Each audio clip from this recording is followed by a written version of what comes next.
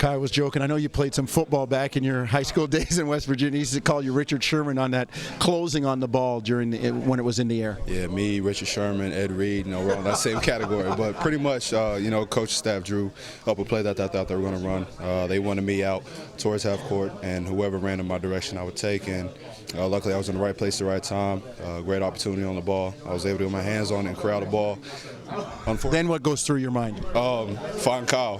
He was a hot hand. He was shooting the ball exceptionally well throughout the course of the game, and luckily I did find him. I didn't look up at the clock, unfortunately, but I'm thankful that Kyle came to me and I was able to give him the ball and just went down. He threw me the ball. I saw Sean Livingston out the corner of my eye, pump fake. He went by, shoot the ball, and I'm just thankful that it went in.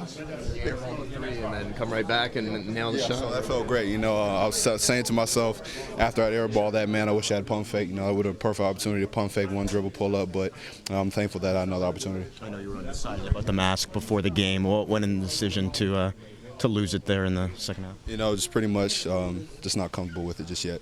Got to get more reps in practice, get more reps in games, and most importantly, be more comfortable with my shot with it. Every time I was shooting the ball, the rim looked closer than what it was. So just get more practice with that, then more comfortability with the mask on my face. It should work out. Did you know you had a timeout, or did you think about calling it after the steal? I did not think about calling a timeout, no. The only thing that was clicking in my mind is where's Kyle at? I was thankful that he came to me. I got him the ball. This do for the character of the team, like with no DeMar and your broken nose and no Tyler still, and yet you come through with one. It's all about our toughness, our resiliency. No matter who's out there during the course of the game, no matter who's not playing, the guys on this team, we step up every single night and we put our hearts on the line. We play extremely tough, we play extremely hard, and we represent for Toronto, and we do what's necessary to win games. And we listen to the coaching staff, we believe in ourselves, and our teammates that are out, they believe in us, even though they're not out there with us. So it just shows our resiliency and our ability to just keep pushing forward. I know you talked about this when you first came to town, and you guys had success very early on, but now it's been even longer. Are you still a little bit surprised by how well and relatively how short the team has come together and shown that type of chemistry and cohesion and resiliency? Somewhat. In the beginning I was, but now, the vibe that we have in the locker room, the relationships that we have with one another, it feels like we've been together for 5-10 years. It feels like we've known each other for a long time, and when we're on the court, it shows. We're passing, we're moving, we're sharing the ball. So early on, it was a bit of a shock, just for us to do that so quickly. But now we're used to it. We believe that this is who we are, and we buy into what the coaching staff gives us every day.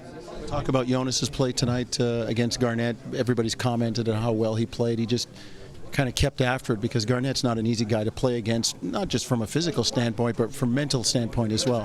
He's a good guy who can get into your head, and we're just telling JV, just keep going at him, keep banging, use your body against him, keep finishing strong around the rim. He's not going to try to block his shot. He's going to try to body you and get a good contest, but just keep doing you. Keep rebounding, keep working hard. Your opportunities will come, and they did. He played exceptionally well tonight. He was a big factor in the win. What did you guys say to DeMar? I know he's probably jumping up and down at home back in Toronto. You guys talked to him by text. What did he say? Oh, we will. And I haven't looked at my phone yet. So I'm sure I'll look at my phone. First thing will probably be a text from him. If not, I'll probably text him and be like, "Yo, looks like we don't need you." Ha ha ha. Just kidding, of course. But hopefully the sooner he gets back, the better.